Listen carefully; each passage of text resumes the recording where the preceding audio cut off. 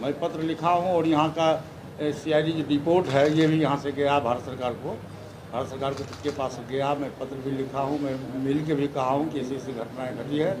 मैं बिहार सरकार में मुख्यमंत्री जी से भी कहा हूँ कि इस तरह की बातें हो रही है, घटनाएं हो रही है, उसकी जांच चल रही है। लेकिन इस तरह की जो घटना है ये गुस्से में जहर खाना हुआ, चिराग पासवान का गुस्से में जहर खाना हुआ। इसलिए मैं बिहार सरकार से मांग करता हूं कि इसकी उच्च स्तरीय जांच कराई जाए, इस घटना की उच्च स्तरीय जांच हो।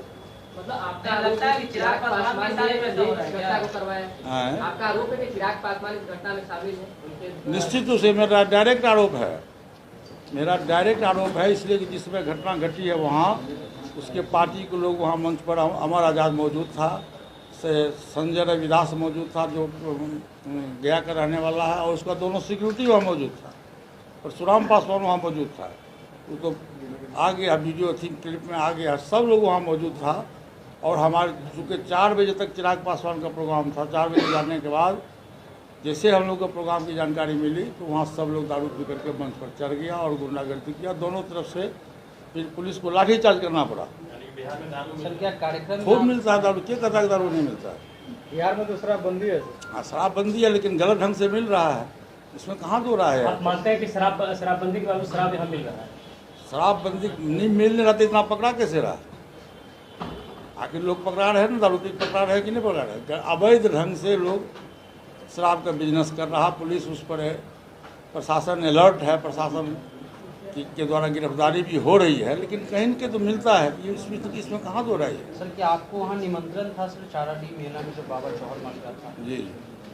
मंच पर विरोध करने वाले कौन से लोग थे? आपने कहा कुछ नक्सली भी थे, किस आधार पर? अमर आज़ाद, आपको अमर आज़ाद का नाम सुने होइएगा।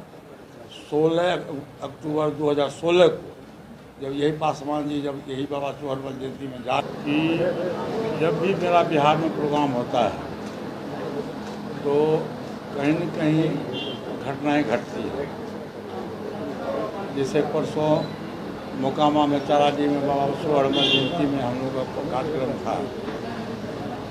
इसके पहले 2 बजे से लेकर 4 बजे तक चिराग पासवान जी का कार्यक्रम था और 4 बजे से लेकर 6 बजे तक हम लोग का कार्यक्रम था।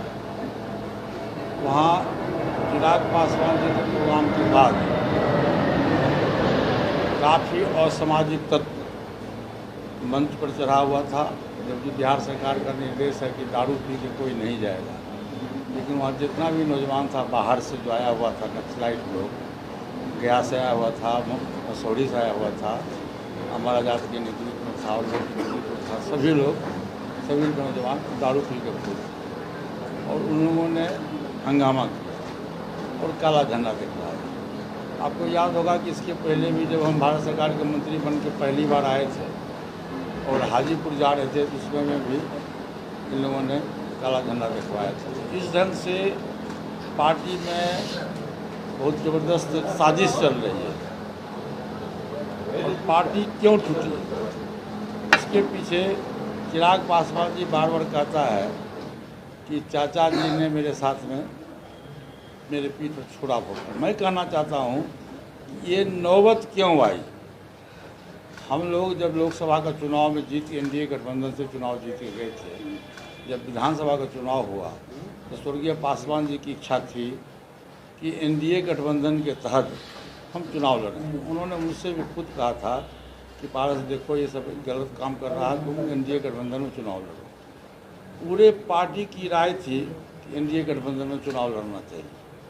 लेकिन एक बाहर का एक आया, बनारस का एक लड़का आया, उसने कहीं सपना दिखलाया चिराग पासवान को कि आप अकेले लड़ोगे तब बिहार का मुख्यमंत्री बन जाओगे। और उस पॉइंट पर चिराग पासवान रिजिड रहा और अकेले पार्टी के इच्छा के विरुद्ध उसने अकेले चुनाव लड़ने का फैसला लिया और चुनाव का रिजल्ट जो हुआ वो आप सब लोगों के बीच में है।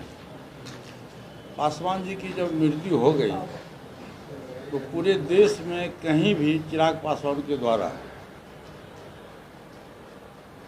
श्रद्धांजलि सभा का आयोजन नहीं किया।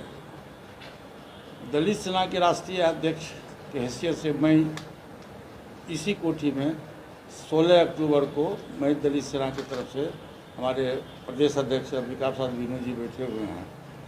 दलित सेना की तरफ से हम लोगों ने श्रद्धांजलि सभा आयोजन किया और श्रद्धांजलि सभा हुआ। उसमें मेरा 3 डिमांड था कि चूँकि पासवान जी दलितों के बहुत बड़े नेता थे और सेकंड अम्बेडकर माने जाते थे और 6 प्रधानमंत्रियों के बीच में इनको काम करने का मौका मिला और जब जब भी मौका मिला, चाहे रेल मंत्रालय हो, लेबर मंत्रालय हो, वेलफेयर मंत्रालय हो, सभी मंत्रालय में इन्होंने बहुत अच्छे ढंग से काम किया। मंडल कमीशन लागू किया, हाजीपुर रेलवे जोन को स्थापित किया। तो भारत रत्न की उपाधि सेकंड अम्बेडकर के रूप में स्वर्गीय पासवान जी को मिलना चाहिए और दिल्ली में कहीं भी एक स्मारक पासवान जी के नाम छोड़ देते हैं। प्रेस वाला ने मैंने कहा कि इसके लिए मैं बिहार सरकार से आग्रह करता हूँ कि बिहार सरकार एक प्रस्ताव पास करके भेजे भारत सरकार को कि पासवान जी को भारत रत्न की उपाधि दी जाए। इस पर प्रेस वाले ने हमसे पूछा कि क्या आप मुख्यमंत्री की यहाँ चिट्ठी भेजेंगे, आप जाएंगे? मैंने कहा मैं ज़रूर जाऊँगा। तो आप ये बताइए कि जो बिहार के मुख्यमंत्री नीतीश कुमार जी हैं वो अच्छे प्रशासक हैं,